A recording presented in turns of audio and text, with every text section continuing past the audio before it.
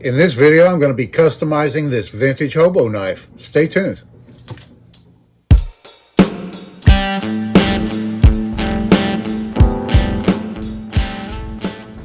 Hey everybody, and thanks for coming back for another video. In this one here, I'm going to be working on this old hobo knife I picked up. I got this thing on eBay, and I had one just like it when I was a kid. And I think most of all of these were made in Japan. There's some different models that were made in various other places, but this I'd already taken the handle scales off, and they were broken, and they are made out of cut bone. This is real bone, but it was missing a chunk and all that, so I had to make new handle scales for it anyway, so I thought I'd do a video on showing you the progress of this hobo knife. Little history on these things real quick. After World War II, the United States, helping Japan rebuild, ordered a bunch of these things. So I think they were popular in the maybe the late 50s, 60s, 70s. I had one of these in the early 70s when I was a boy. I had picked it up at a garage sale, and I think I only paid $1 for it or something like that. And funny, I think it also was missing a chunk out of the handle, and that's one of the reasons I got it so cheap. Plus, it was years ago and things were cheaper. But I just loved that little knife, and it had, you know, history. And unfortunately, it, along with over 100 other knives, got stolen from me at one point in my life. So every once in a while, I'll come across a knife I had when I was a youngster, and I'll pick it up if the price is right, and that's how it is in this case. I found this on eBay. I think I paid $15 for it.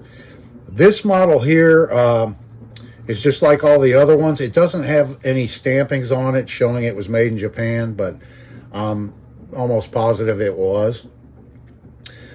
This one here is the model that has an extra layer, actually.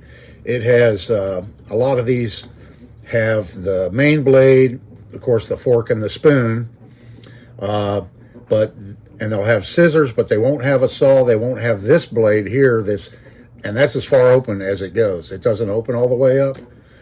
So I guess you could use this like as a scraper. You could scale fish with it. You could scrape. You could, pick at things. Whatever. I'm not sure what the original purpose of this blade was, but leave it down in the comments if you know. And then it also, in addition to that, it has a lot of blades, actually. So it has a combination can opener and bottle opener, and this style can opener didn't come out until after World War II. Before World War II, the can openers looked like this.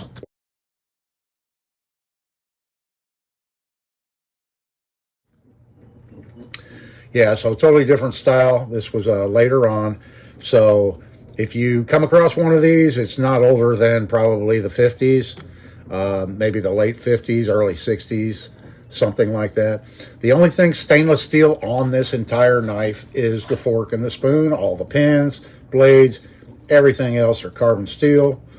The blade, this particular model I got doesn't look like it's ever been used. It just sat around. It has that kind of gray patina because I use this in my easy rust remover video. I had it soaking in there overnight, and all I did was, this one here I did rinse off. I did get a little bit of flash rusting right here on that blade, but that's it on the whole knife, just in that one spot.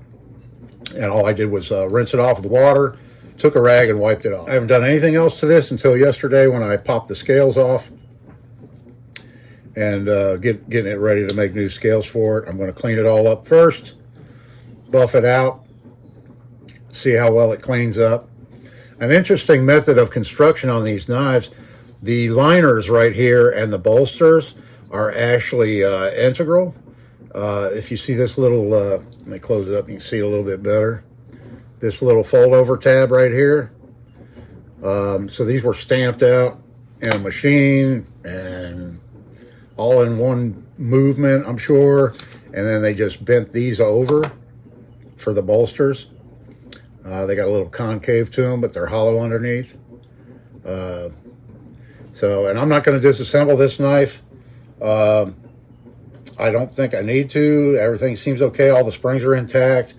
The other thing on the layer I didn't show you, kind of weird, it has, get it in the camera where you can see it, it has, they're almost identical. On the back, it has these two blades, and they're two punch blades, but one has kind of a bevel to it. Right here, this one here is kind of beveled a little bit. And then this one's kind of like a Wharncliffe blade, but it's not sharpened. Actually, it is, yes. So yeah, and then this is like a little Wharncliffe blade. Kind of weird to have that on the backside. But it has a little, it has a file. On the back, it has a corkscrew. And then it has a file / screwdriver, which the file picked up a tiny little bit of rust after I did it. But, and then it has a Wharncliffe-like blade, and then it has a punch blade that's not at all sharp. It's real dull. So I'm going to work on all the blades, get them cleaned up. I picked out for the handle scales. I don't have any bone that big to replace it back with bone, but I do have this little block of Goncalo awls, or you might know it as tiger wood or zebra wood. It's all the same thing because of the striped grain in it. Yeah, I think that's going to make a couple of nice looking scales for this old Hobo knife. So I'll get working on it, and I'll get back with you here in a second. Okay, we're about 15 minutes into the restoration of this Hobo knife, and I noticed a couple of things while I was in the process of cleaning it up. All of this you see now is just from a wire wheel. I used a big wire wheel, and then I switched over to a Dremel. A Dremel is your best friend when it comes to doing something like this. You can really get a lot down in the nooks and crannies and stuff with the little wire wheels and wire brush attachments you can get for you know, your Dremel tool. A couple things I noticed in the process. I do have some pitting on this bolster right here. I may or may not fool with that. And I noticed some pitting somewhere else. I think it was on this scale. Yeah, right in here in this area. I've got a little bit of light pitting right there, which is going to be covered up by the new handle scales anyway. And then I did notice the scissors, which memory serves, these were never very good scissors anyway. The spring's broken, but that's no big deal. We can make a spring for that and get that fixed up. And down inside, cleaned up real nice. And this was about 15 minutes up with the wire wheel, and we got it to this stage so far. And then the other thing I did notice, I don't know if I mentioned it has a saw too. There's a saw blade on this. Yeah, it's not very thick. We're going to test it out when we get her done. Yeah, but in the process of cleaning up the main blade, right here, it does say Japan right there on the main blade, which I didn't notice before because of the corrosion and stuff. Now, the fit and the finish on these knives was never good right out of the factory. I suspect most, if not all, of these blades were stamped out with a machine. There's evidence of that on some of these blades where the edges are kind of curled over a little bit. So they were stamped out.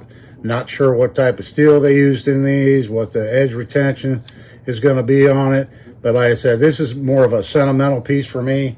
I don't know if I'll ever even use it, but I'm customizing it, cleaning it up, and I thought I'd do a video and show you guys the progress. So we'll be back after the next phase. All right, folks, this is where we're at so far right here on this Hobo knife. I did some buffing on it, and I didn't get all the striations out from the factory. You can still see some. in here. And but I think I'm going to stop right there. I'm not going to spend any more time, you know, trying to get out all those little blemishes and stuff. They were on it out of the factory, so they're going to be on it for the rest of its life, unless somebody wants to take it further than I have. I did sharpen up the Warncliffe blade, and I made the punch blade where it's actually a punch blade now. It's sharp. And what else did I do? I sharpened up the can opener. Got a good beveled edge on that. And I haven't touched the saw other than buffing it. I haven't touched the main blade yet. I did sharpen this one here. The main blade, I'll do that last, sharpening it. I think the next thing I'm going to do is see what I have laying around to make a spring for the scissors, get that done, and then I'll knock out some handle scales for this thing. Be right back.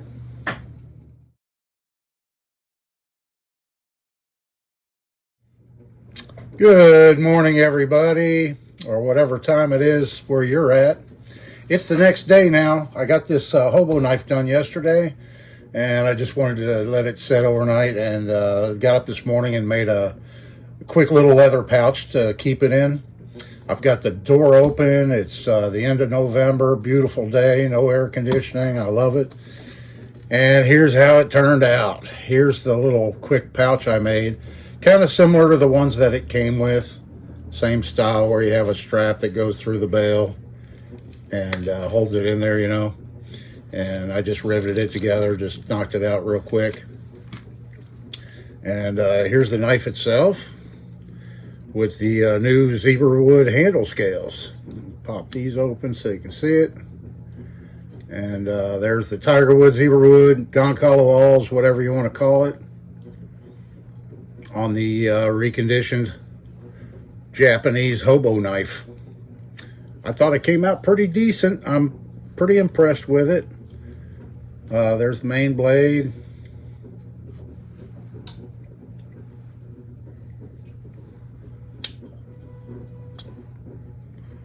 The scissors, I did make a spring for the scissors. Let me see if they even cut. Yeah, actually they cut pretty good. Pretty good, I'm impressed. I didn't even sharpen the scissors. Yeah, and the can opener, bottle opener. There's the saw blade.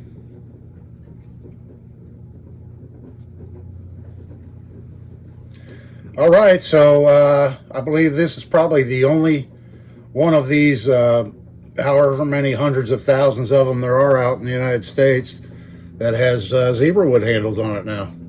So it's fully customized. So we'll end this video here. Hope you enjoyed taking a look at my reconditioning of my old Japan-made Hobo knife. There it is in all its glory. I appreciate y'all watching. I appreciate all my subscribers. Please consider subscribing if you're not already for more content like this. This is Dave. See you in the next one.